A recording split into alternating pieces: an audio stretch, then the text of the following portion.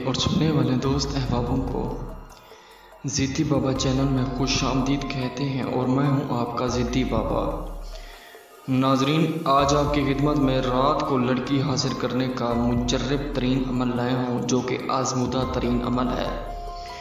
इसी अमल से आप रात को किसी भी टाइम लड़की को हाजिर कर सकते हैं।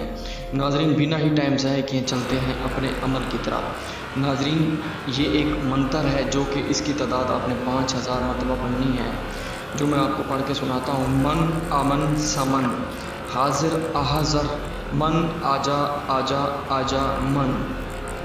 दोस्तों, ये आपने अकेले कमरे में पढ़ना है और बिल्कुल आपने मध्यम सी लाइट जला के ये पढ़ना है और बिल्कुल सामने आपने चिराग रोशन करके पढ़ना है।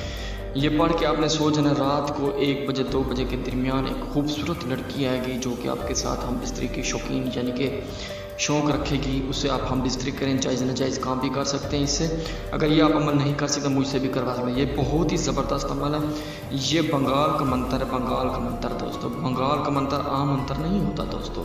ठीक है जनाब, अगली इंशाल्लाह वीडियो में हाजिर हूँगा इंशाल्लाह। तब तक के लिए इंशाल्लाह अल्लाह।